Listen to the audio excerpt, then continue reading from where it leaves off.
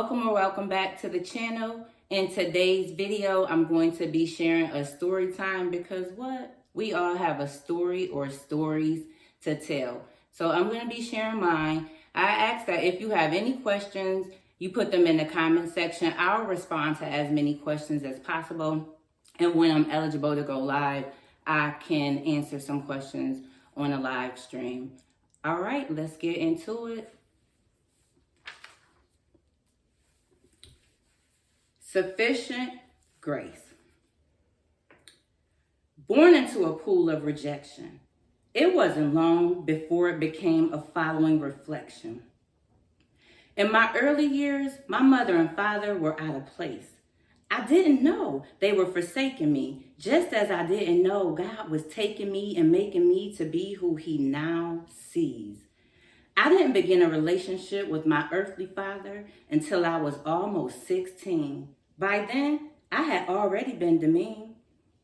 I assumed my fate was raped, not fully aware that God was able to wipe clean my slate by His grace. Seeds were planted deep, they grew roots.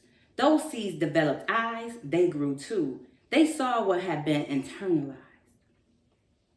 After 5 years of shacking, I married my best friend, but we both were broken with issues buried deep within. I wasn't used to a love that stayed, so knowingly, I pushed my love away. I took his issues and made them my own. His issues were never about me, but the pain they caused made them a part of my reality. His issues were a result of his own depravity. Bit by bit, I emasculated him with my words, actions, and death stares, all because I was so scared. A wise tale says, "You're as sick as your secrets, so here I am leaking."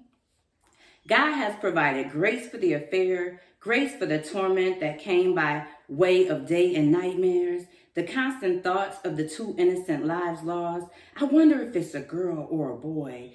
Grace advised when you are introduced to them, you'll know them both by joy. If I had to write the mistress a letter, it would read, "Dear Madam, I don't owe you an apology, but I'm sorry you were used due to our missteps. You won't be the source of lingering regret. I'm sorry you were a fling. You were never purposed for a ring. I'm sorry for your distorted dream. Thank you for causing me to ask God, how can this become sacred again?" His answer was, "Anything outside of your covenant is irrelevant. I'm sorry you're a non-factor that got ran over like grass by a tractor. God whispered to me that nothing is beyond His repair. This is something I anointed you to bear. I'm sorry you were an actor. You were not a lasting fear factor. I'm sorry my misplaced trust caused you to be a victim of His lace lust. I'm sorry my behavior caused you to be a puppet. You were blinded by your smoke screens, all the while I was pulling strings. I studied my role, so I knew my part. I know I am His until death does us part. I allowed my egotistical pride to push my love aside. I fell and believed many of the enemy's lies. I'm sorry I am where His true passion resides. You can never make Him feel the way I make Him feel. I was ordained for this position. I'm the real deal. I'm sorry you were a drive-through value meal. You are not a part of the mystery. You were just as lost as He, and He decided to play hide and seek. I'm sorry you were found to be His release. I found rest, and knowing it was me He chose. It's me He holds and consoles. And I am the one who perfectly and purposely fits His mold. In your future roles, I pray you play the correct position and act when it's your place. Mostly, I pray that you know that you too are covered by God's grace. P.S. We had headship and submission all wrong.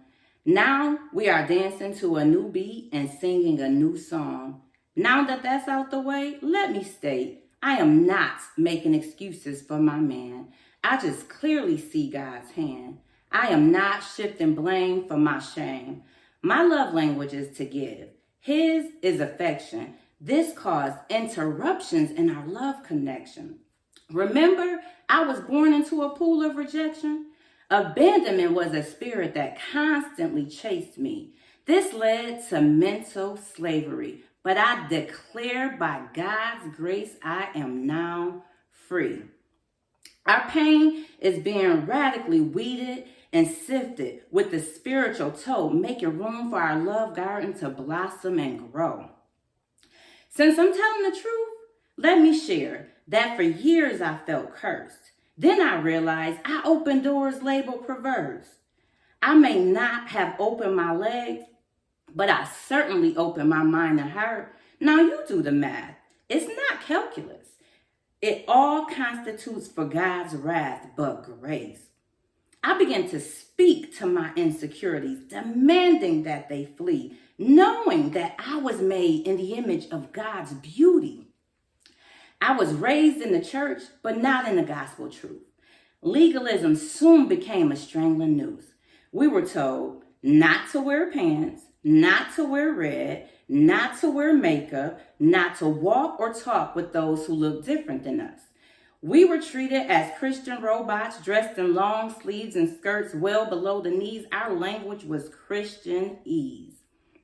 The list of rules grew and were always revised to fit the proclivities of sinful man's eyes.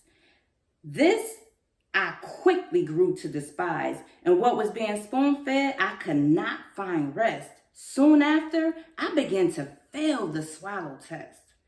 I got filled with the Holy Ghost at the altar on my knees with an old pair of ragged jeans by the one who hung on an old rugged cross. There he filled and found me seeking as I was lost. This radically changed my belief and intensified the truth that the enemy is a deceiving thief. He tricked me out of being meek. After I prayed and prayed, I've concluded that my rage will no longer be on stage. That's played. After all the sins I've committed against God, Jesus doesn't dangle them over my head. So the sins others committed against me, I permanently put to bed. For far too long, things have been out of order due to repeating negative patterns like a broken recorder.